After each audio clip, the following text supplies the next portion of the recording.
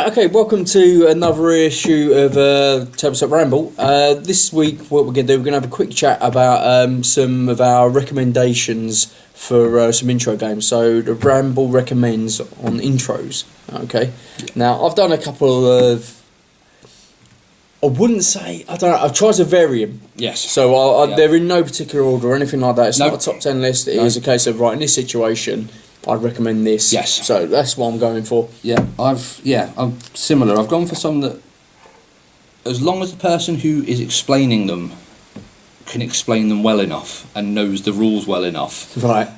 someone who is breaking out into board games can get a decent grasp of it fairly easily. So it's not really basic sort of stuff, all of my list, but again, I've not gone for a top 10 list in any way, shape or form. It is Okay, cool. seeing how we go along. Right. Cool. Who do you want to go first? Odds. You go first, Evens, I go first. Go on then. I've always been considered odd. You are odd. I am odd. Right, okay, so, first one that come to mind. Yeah. What's the mind? Oh. It's, yeah. It's, I found, even with guys who I work with, that they find it really, like, not gamers at all. No. Could throw it down, Yeah. play in a couple of minutes. If you can count, Yes. it's pretty much one of the easiest games going. If you have a heart condition, I wouldn't recommend it. No.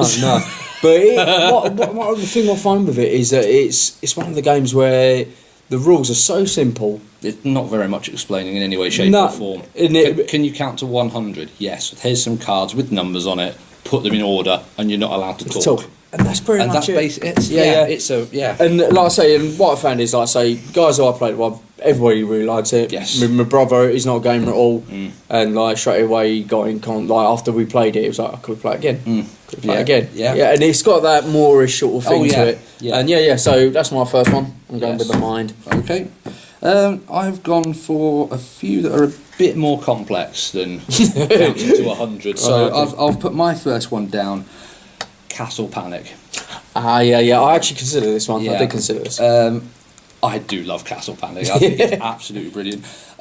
You can play it on your own. You can play it with four to. I think it's up to 4. Yeah, I think it's up to 4. You're basically playing on a board that's a hexagon with 6 different zones, obviously, and you have a castle in the middle that you're trying to defend, and you've just got waves of different monsters coming at you, and you've got it's kind of deck building because you've got your different cards where you've got to sort of trade them off and discard them and things like that. The reason why I put this one down is because it gives new people that sort of board games aren't just Monopoly and Cluedo. It's that sort of, there are things where you do have a turn sequence, but you can help influence and you can have ideas that help influence further. I think having that co-op definitely works with that. Yeah, and it is a full co-op game, which really does help as well. Yeah. So it's a good one. If I remember rightly, the first time I met you at the club, you played it the first week you come here. Yes, and the second week, and the third week, and it was you weren't going to be beaten by it. So it's definitely got that to it. It is that very much that kind of. Oh no, we've lost by 1 or 2 monsters. Yeah. I'm going to reset this and I will beat this game, and it really does have a draw to it. No, I won't. Yeah, I won't argue that one. That's a good one. Yeah, it was definitely one did enter my mind. Right, my next one. I suppose it's similar where you was mentioning about Monopoly. That seems to be a lot of people's go-to like game who are not gamers. Yeah. And the one that again it's been a big hit in my family. Again, they're not gamers, but whenever they come up to visit, they're also like, "Oh, what you got this time?" sort of thing. And this one has got that almost like a familiar sort of Monopoly feel to it, but nothing like it, and that's Camelot. That's on my backup list. It's on my backup list. Yeah. I think just the whole sort of like rolling the dice, moving the piece around. But at the same time, the fact that you're not actually just roll and move. No. There's a bit more of a sort of like technique to it where you're actually stacking the camels up and you're trying to put bets down. Okay, is he going to win? And then it's just that time when you could have a camel was like miles behind but you start working out, oh, if I can jump on the ladder bag, and that one moves and gets it, and then you can, and sometimes it does happen. So yeah, we've had so many good laughs playing Camelot. One really recommend. Also, they're bringing out a new version. Ooh. Yeah, because apparently that's the other thing, the gimmick of the pyramid. Yes. It is a gimmick, but it does work. Oh yeah. But yeah, apparently they're bringing out a new version and it's got a plastic pyramid, because I think that was one of the complaints, where it's cardboardy and the elastic bands. It's a bit of a pain to assemble. Yeah. Once it's assembled, though, it fits in the box absolutely fine. Oh, so yeah. Once it's done, sort of thing. It does tend to, I don't want to say jam, but there is an issue sometimes of trying to get the dice out, and sometimes more than one come out. But anyway, that's coming up. So only thing with that one is, again, this is why I was saying, if the people can explain the game clearly enough, it's when you've got a camel on top of another camel and the bottom camel moves and then it's forced backwards because you've placed one of the oasis tiles on the board. It's which one then goes at the bottom and which that can be a little bit confusing for a first time. Once it's been explained and you see it in action, it does become a bit clearer. It was on my backup list as well. So I'm going to jump straight in to the game that I call the game of divorce. The one that absolutely everybody hates. It's so simple. It's the game that will ruin your marriage. Tuk Tuk Taxi. Oh yeah, it's a nice and simple game. You're a taxi driver, you need to go into the middle of the town, pick up a passenger, drive him back to your depot, go back out, do it again, and you've won. Yeah. And you draw tiles and you put road signs down, and as soon as you've picked your first passenger up, every roadside in the game is in your quarter of the board. Yeah, yes. It's just got that, right, you can tell, like, if you take a lead, you're going to get punished. Oh, yes. You really will get punished, but it's funny about it. It's one of those games where you feel like you're being picked on and victimised, but because it's in the spirit of the game, you don't feel it's a personal thing against you. It is. It's that sort of... Yeah. So and you get the opportunity to get your own back. Of course you do, yeah. And you could obviously place, I've got a thing that will make me go a little bit faster, so I'm going to cancel out your no-go road signs and I'm going to be able to sneak past and try and sneak through for the win sort of thing. So there are ways that you can still play it. It's not really even strategic because it's whatever tiles depends where you pull up. Yeah. But it's quick. It's fairly quick if the tiles come out in the right way. It's relatively simple. The only thing, we've got it here at the club, the only page, I think we've actually got the rule book folded open on the page where the road signs are, just so it's got that quick reference of what the road signs are. It's not hard to find what side, that does that. Yeah. No, that's a really good one. Yeah. I enjoy bringing that one out. So, that is a good one. Okay, next one I've got, again, this is one... it's one of my daughter's favourites, and she's turned 6, and even my little lad, he plays it. We do like a modified version, and he's just turned 4. So that sort of shows you how easy it is to play. But again, it's got that little level. I've gone with King Domino. Oh right, okay. Yeah. It works really well playing from 2 to 4 players. Yeah, very simple. You got your sort of like your domino tiles, and you're just trying to build your little lands.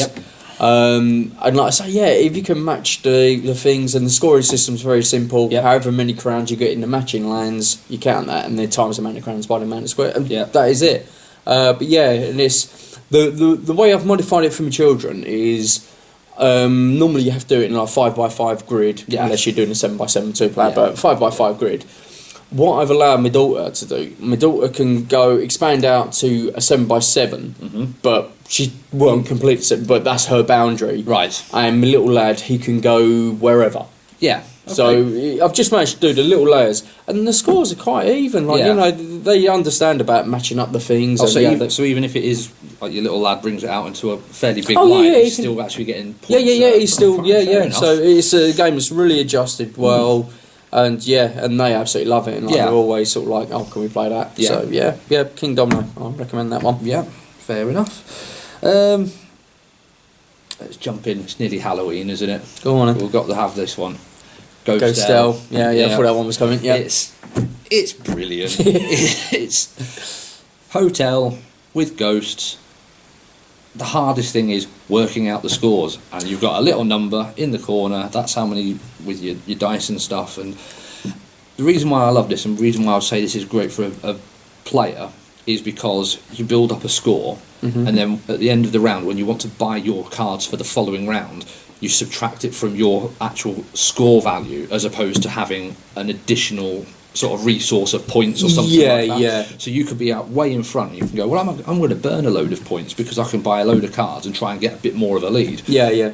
The cards come out and they're not the cards for you, and then suddenly someone who hasn't bought any cards for the following round and has just literally rolled their dice and used their dice is straight up behind you, and you're thinking, oh, this could be quite close now. And it's also that thing of, like I say, points management and resources and things like that, where you can teach people, teach little ones, these are your points. Now you can spend some points. You can spend 3 points to buy one of these cards, but that'll mean that you go back 3 points. Yeah. And your little brother or your little sister is only 2 behind you, so that means you'll go behind them. Do you want to go behind them and buy a card that might help you, or do you want to stay in front of them? It gives you that little sort of... to give you a bit of bonus. The one thing I would say, and like this has got a similar sort of thing to like say Camel Up and King Domino, is, and like with Ghost L, is, to me, it's the artwork. Yes. It's very sort of friendly, you look at the box and you think, oh, like if you're a non-gamer, that would still be appealing. My next one that I was thinking of, seems to be quite popular. I've played it, and it's one that's actually come up. I've played quite a few times now, and it's one of, like, a lot of people have introduced it to, and it always seems to be a big hit. 'Cause again, it's got that puzzle solving element, and that's Forbidden Desert. Oh right, yes. Quite a good co-op game, and it just seems to be. It's got, again, I think you need, like I say, you definitely need to know, have somebody who knows the rules. Yes. And then, but the good thing is, like, the fact that all the players have their own roles and they have their own abilities. So, like, I know, like the climber, he can sort of climb up the mountain and take people with him. And, the archaeologist who can.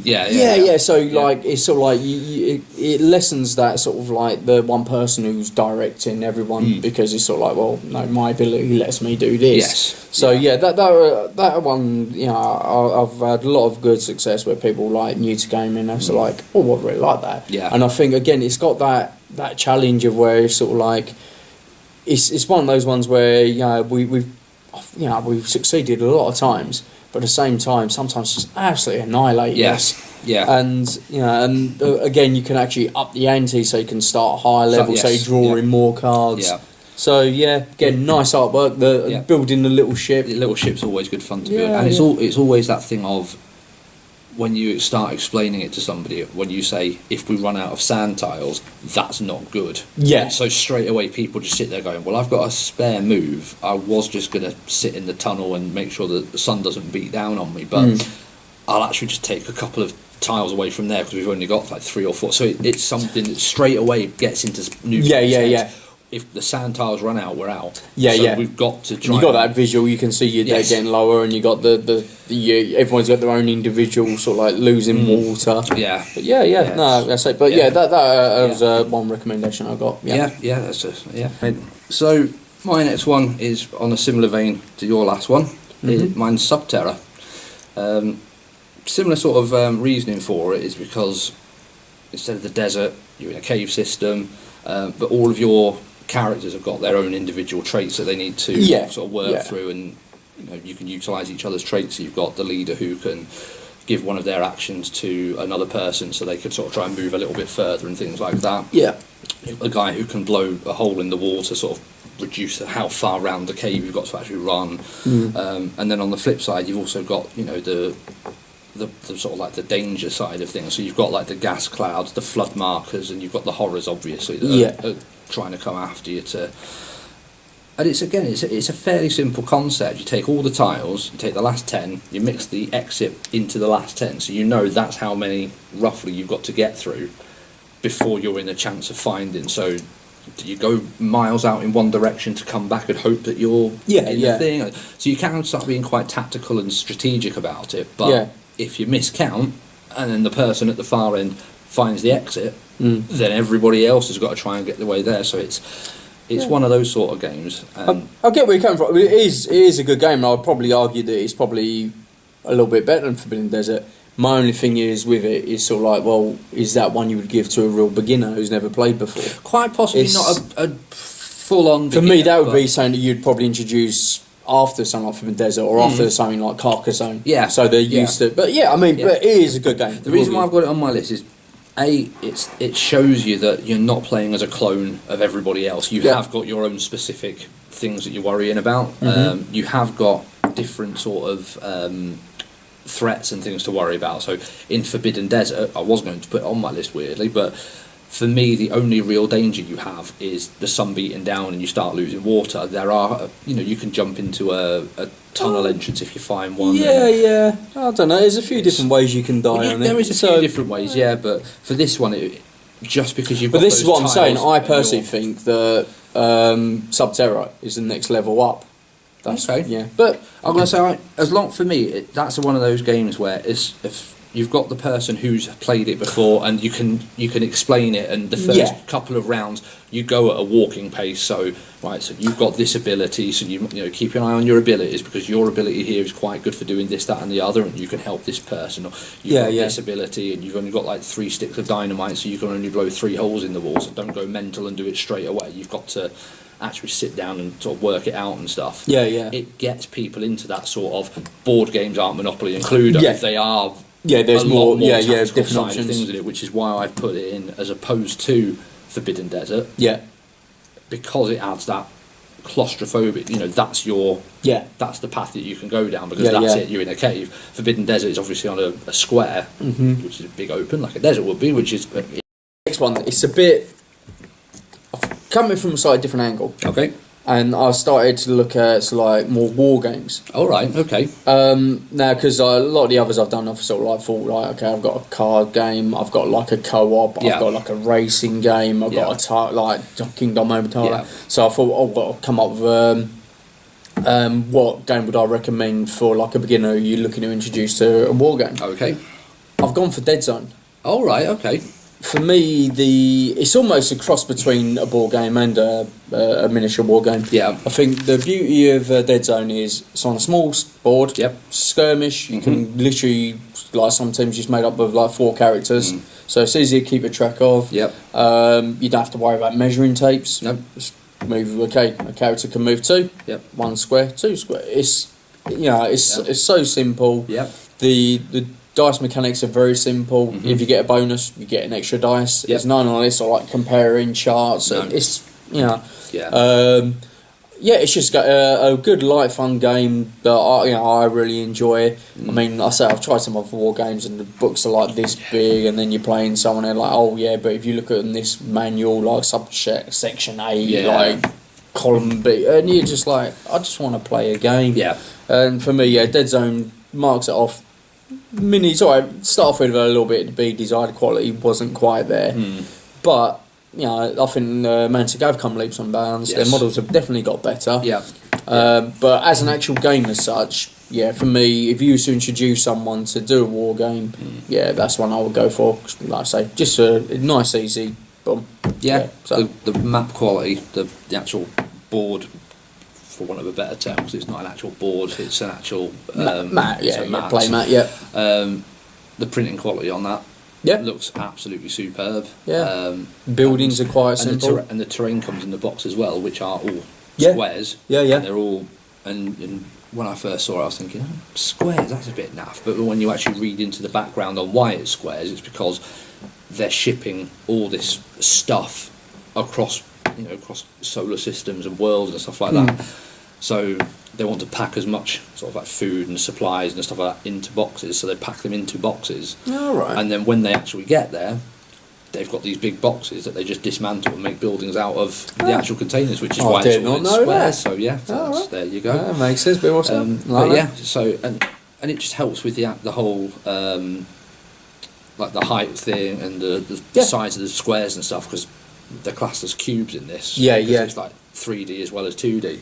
And so it's just a case of, you're 1 level higher than me, you're 2 levels higher than me, and you can climb things and you can use your jetpack. I think the other thing as well is although it's you can move 1 square or you can move 2 squares, it sounds a bit clunky. but it really isn't. No. But it's quite dynamic because Yeah. you can put it anywhere within that square. So if there's like a barrel or something, you can actually put it behind the barrel. Yes. Yeah, so Yeah, it does quite free flow. It's not middle of the square to middle of the square. No, no. Like you say, if there's terrain behind it, you can put yourself behind the terrain in that square to. Yeah, yeah. You actually have. And another thing I really like about it is the exploding dice mechanic. If you get the 8, and it's just like, there's another one, there's another one, and you keep, it just keeps building it up. And sometimes like you feel like you're really outnumbered and outgunned. But if you keep rolling 8s, boom, you can take, So, very much so. Yeah, so that's my entry.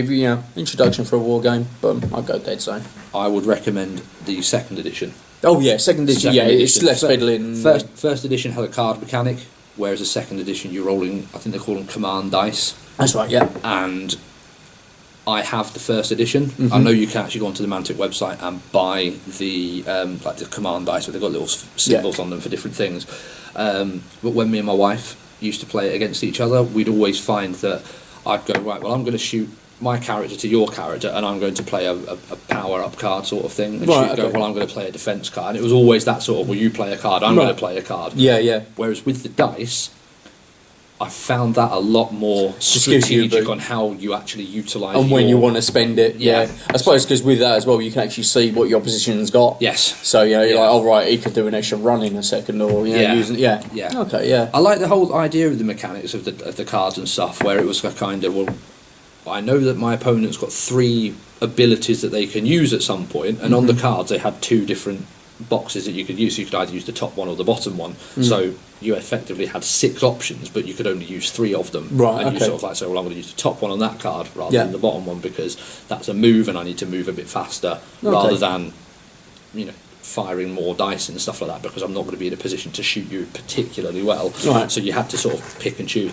So I really liked that idea of the mechanic, but it just didn't work as well as it could have done, because like I say, I just felt it was more, you've played a card, so I'm going to play a card, you play a card, I'm going to play a card, and it was just sort of like felt quite a lot of trading. Well, I think the second edition, from what they were after, they were trying to really streamline the rules, and nothing they've done. I think they've worked. Yeah, cool. So that's my recommendations. Cool. I haven't gone for a wargaming thing. I've just gone for another sort of, although there's no board. Okay. So it's a game. But I'm going to give it away now. There is a train. Oh, Cold Express. Cold Express. I do like Cold Express. This is one that I've put on my list for, again, it's to try and show people that it's not I go round and it goes round the thing in that sort of way, and you see what happens. It does do, yes, but it's not a case of I'll move my character and then you move your character. You put the card down, either face up or face down, and you build a little deck. Yeah. And you can see the story growing. And then at the end of the round, when everyone's done their 4 or 5 turns or whatever, you then get the deck, turn it over, and then it all plays out like a little movie all in its own right. Yeah. And it's at that point when you think, if the person in front of me's moved the marshal, I'm stuffed. Yeah. And of course, the person in front of you moves the marshal, and you are stuffed. And all you can do at that point is just watch your character jumping up and down on the train, trying to loot something that's not there because the marshal's pushed them out. And it's for me, that sole mechanic on it really makes the game. They've done the add-on packs where there's a stagecoach that rides alongside the train, so I think you could jump back and forth on the stagecoach and stuff. Of course, they've done the DeLorean from Back to the Future. That's good. But it even comes with like little cactuses and stuff like that you can put alongside the train. Totally pointless. Absolutely, but no benefit to the game whatsoever. Yeah. But there's little cactuses and little skulls and stuff that go alongside the train. I think what you're saying, like, if you see it set up, like if you're over here, you sort of it's got that pull to it. Where it is just it's a train when you look at it. When you walk past it, you think that's just sort of like pieces of card that have been sort of like put in together in quite square, pretty simple build, quite square sort of looking things. But then when you actually do look at it, you think that's actually a little engine and a little tender behind it, and a couple of little carriages and stuff. And really simple. You're either in the train or out of the train. You're picking up bags. You're picking up gems. There's a marshal you don't want to get shot by. The one thing I would say about this as well is the fact that component-wise is really good, even though it's just cardboard. Really good quality. Oh, it's quality stuff, yes. But it's quite cheap. And actually, looking at it, That's one of the key things. I don't know about yours, but on my list, all of them are relatively cheap. I don't think the only one that's over £20 would be Deadzone, but you're getting a lot for your money there. You do, yes. So yeah, I think all of mine are like under £20. I'd say mine are probably sort of like 20, possibly one or two might be like 30, but that's yeah. Well, I can tell you now. No, I didn't pay over £20 for any of them. Maybe Colt Express, but that was only about 24 if I did. Yeah. So yeah, again, yeah. So pretty much all of them are in a good. So again, a good introduction. Yes. For so the last thing you want to do, is to try and encourage somebody to get in the gaming is to give them right. Okay, now you got to pay £80 for it. Something like this. Like I say, I can give something like The Mind or Camelot as a Christmas present. Yeah. They'll be quite happy with that. But I mean, some of the bigger sort of games, naming no companies, they do have the starter boxes where you are paying sort of like 70, 80, 90 pounds for them, but you can sort of go halves with a friend. But at that point, you're still 40 quid out. You then have to have the conversation of who gets the rule book that's within the game. Who has to go and buy the big version of the rule book. And there's still no guarantee you're going to like it. No, exactly.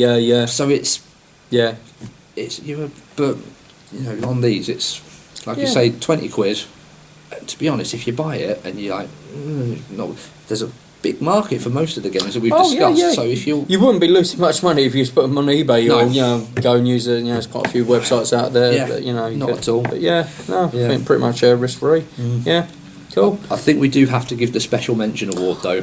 Okay, I've got a couple of special mentions. So go on. I've only got one to go for, and I think it will be on your special mentions list. Right. Okay. Well, a couple I went for we're very close to getting into it. First one was Wits and Wagers. Yes. Wits and Wagers it doesn't matter. You could be playing like the world's most intelligent person because if they are that intelligent, bet on their answer. It's fantastic. I mean, amount of times, again, it's something I can play with my kids. Yes. And all I've got to do is give her a range of say, so say if it was just say it's like say 4 numbers first to 19. And then she can just we've been playing, and the man maybe it's just me, but she always seems to beat me. she beats me in a lot of these games, but again, it's something where you can just give her and boom. So he's only going to be quick mention. So Wits and Wagers 1. I briefly mentioned it earlier. Carcassonne. That's on mine. Just throwing down tiles, making your own worlds. Carcassonne. This is a very nice, simple one. Really simple. And the other one, one of the ones that actually dragged me back in, and this was a toss-up between this and Deadzone for what was going to be my introduction miniature game. And it was X-Wing. Yes. X-Wing again. I think if anyone's a Star Wars fan, for example, this would be something that could get them into it, into the hobby. Because the fact again, you're not worried about tape measures. You just got templates. All the templates are there. You got your little dial. The only thing I will say about this is don't do what I do and forget which way your X-Wing is facing, because the amount of times I've thrown off the board is ridiculous. But yes, it's.